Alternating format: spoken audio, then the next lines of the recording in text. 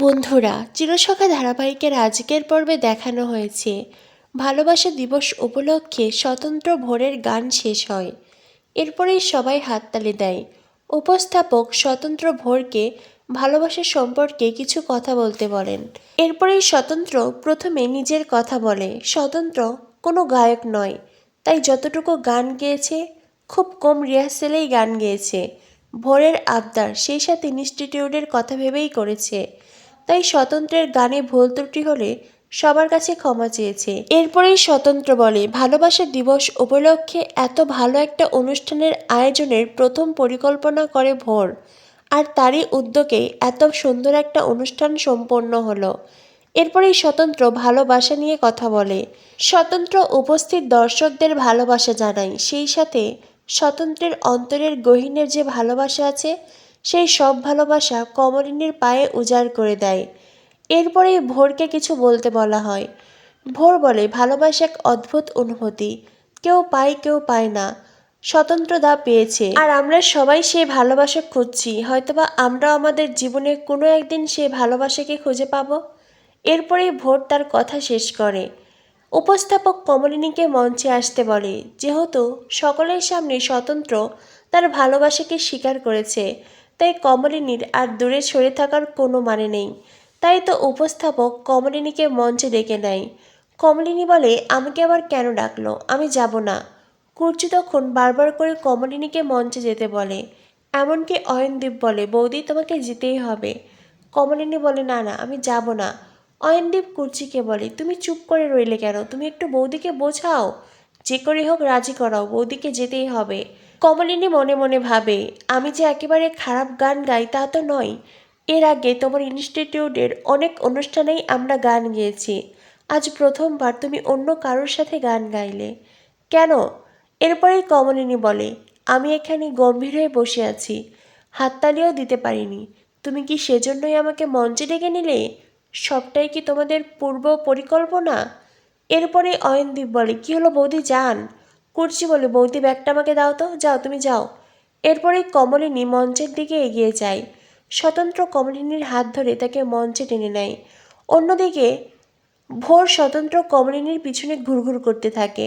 ভোর বলে, স্বতন্ত্রদা আমি মাঝখানে দাঁড়াবো, তুমি এক পাশে, বৌদি আর এক পাশে, আমরা তিনজন একসাথে ছবি তুলব। এটা শুনে কমলিনীর মন ভার হয়ে যায়। তখনই স্বতন্ত্র বলে, কমলিনী, না মানে এটা আমাদের পূর্ব প্ল্যান ছিল, সবাই একসঙ্গে ছবি তুলতে চেয়েছিল। কমলিনী বলে, আর তোমার আমার মাঝখানে অন্য কেউ এসে দাঁড়াবে, এটাও কি তোমাদের পূর্ব পরিকল্পনা ছিল? স্বতন্ত্র বলে, না, এইটাও পূর্ব পরিকল্পনা ছিল না। তবে কি বলতো, মেয়েটা যখন এত করে বলছে, বাচ্চা মেয়ে ছবি তুলতে চাইছে। কমলিনী বলে, তবে আর কি, তুমি যখন নিজেই ভোরকে আমাদের মাঝখানে অ্যালাউ করছো তো আসুক, ভোর আমাদের মাঝখানেই থাকো। কমলিনীর কথা শুনে স্বতন্ত্রেরও মন খারাপ হয়ে যায়। কমলিনী যে ভোরকে ভালোভাবে দেখছে না, এটা স্বতন্ত্র অনুভব করতে পারছে। এরপর দেখানো হয় সকালে বাড়িতে ফিরে আসে। রাতের বেলা কমলিনী অন্য পাশ ফিরে শুয়ে আছে। স্বতন্ত্র বই পড়ছে। স্বতন্ত্র কমলিনীকে বলে, আজ আমার গান কেমন লাগলো? কমলিনী চুপ করে থাকে। স্বতন্ত্র বলে, কি হয়েছে কমলিনী, তুমি কি ঘুমিয়ে পড়লে? কমলিনী বলে, না, এখনো ঘুমাইনি। স্বতন্ত্র বলে, তো চুপ করে আছে যে, আমি তো একটা কথা জানতে চাইলাম। কমলিনী বলে, ভালো গান গাও তো তুমি, আজকেও ভালো গেয়েছো। স্বতন্ত্র বলে, তো প্রথমে উত্তরটা দিলে না যে, কি হয়েছে তোমার? এই বলে স্বতন্ত্র কমলিনীর গায়ে হাত দেয়। কমলিনী স্বতন্ত্রের হাত সরিয়ে দেয়। স্বতন্ত্র বলে, আজকাল কি তোমার কোনো সমস্যা হচ্ছে? না মানে তোমার গায়েও হাত দেওয়া যাচ্ছে না। কমলিনী বলে, আমার ঘুম পাচ্ছে। স্বতন্ত্র বলে, ঘুমাওনি যখন তাহলে আমার প্রশ্নের উত্তর দিলে না তো, আমার গান কেমন লাগলো? কমলিনী বলে, তোমার গান ভালো লেগেছে, তুমি তো ভালো গান গাও, কিন্তু ওই মেয়েটার সাথে আজকে তুমি কী সব গান করছিলি প্রেমের জোয়ারে? এই বলে কমলিনী বেশ রেগে যায়। স্বতন্ত্র তখন হেসে দেয়। স্বতন্ত্র বলে, ও আচ্ছা, তাই তোমার রাগ হয়েছে তাই তো? কমলিনী, ও একটা বাচ্চা মেয়ে। কমলিনী তখন রেগে গিয়ে বলে, অতটাও বাচ্চা নয়। হ্যাঁ, আমাদের বয়সের থেকে একটু ছোট, মানে একেবারে বাচ্চা নয়, ঠিক আছে, ছাড়ো, তোমরা কবে পাহাড়ে যাচ্ছ? স্বতন্ত্র বলে, আমি একটা কথা ভেবে দেখেছি, আমি তো যাচ্ছি কনফার্ম, আমি যখন কথা দিয়েছি আমাকে তো যেতেই হবে, কিন্তু আমি চাই বিয়ের পরে আমরা সবাই মিলে যদি পাহাড়ে ঘুরতে যাই। কেমন হবে? কমলিনী বলে, আমি ভেবে দেখিনি। স্বতন্ত্র বলে, ভাববে কি করে? এইটুকু মাথায় কত চিন্তা ভাবনা তোমার, তার উপরে ওই ভোর। আচ্ছা কমলিনী, তুমি ভোরকে নিয়ে এত ভাবার সময় পাও কি করে? হ্যাঁ, আমি তো পাই না। যে কাজগুলো বাধ্যতামূলক করতে হয় সেগুলো করি। কমলিনী তখন বলে, তুমি মেয়েটাকে একটু বেশিই প্রশ্রয় দিচ্ছ নাকি? স্বতন্ত্র বলে, ও তো আমার স্টুডেন্ট নয়, ও তো আমার কলিগ। তবুও তো তুমি দেখলে সেদিন ওকে আমি কত করে বকে দিলাম। আমি তো ওকে প্রশ্রয় দিচ্ছি না কমলিনী। কমলিনী বলে, সত্যি? স্বতন্ত্র বলে, তোমার কি কোনো সন্দেহ আছে? এরপরেই কমলিনী বলে, একটা কথা বলছি তোমায়, আমি তো অনেক বছর বয়সে বিয়ে করেছি।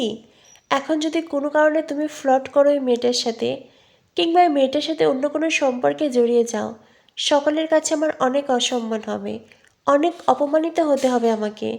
এমনকি নিজের সন্তানদের চোখে আমি ছোট হয়ে যাব, যদিও ইতিমধ্যেই আমি ওদের চোখে ছোট হচ্ছি। স্বতন্ত্র বলে, কমলিনী তুমি কি বলতে চাইছো? আমাকে তুমি এইরকম মানুষ ভাবো যে আমি অন্য কোনো মেয়ের সাথে ফ্লর্ট করব? কমলিনী বলে, আমি তো তোমাকে এরকম ভাবিনি, কিন্তু ইদানিং তো দেখছি ওই ভোরের প্রতি তুমি একটু বেশিই দুর্বল। স্বতন্ত্র বলে, কমলিনী তুমি যদি আমার সম্পর্কে এমন ভাবো, তবে আমার সত্যি আর কিছু বলার নেই। তোমার কথা শুনে মনে হচ্ছে আমি খুব খারাপ মানুষ, আমি চরিত্রহীন একজন। কমলিনী বলে, আমি অত ভেবে কথাটা বলিনি, তবুও যদি তোমার খারাপ লেগে থাকে তবে সরি। স্বতন্ত্র বলে, কমলিনী আমিও একজন মানুষ, আমারও খারাপ লাগে, তুমি এমনভাবে কথাটা বললে। তখনই কমলিনী বলে, সত্যি করে বলো তো, ওই মেয়েটা কি তোমার মনকে একটুও দুলিয়ে যায়নি? স্বতন্ত্র বলে, সেটা যদি হয়েও থাকে তবে সেটা আমার দুর্বলতা, তবে আমি এতটুকু জানি আমি এতটাও দুর্বল নই।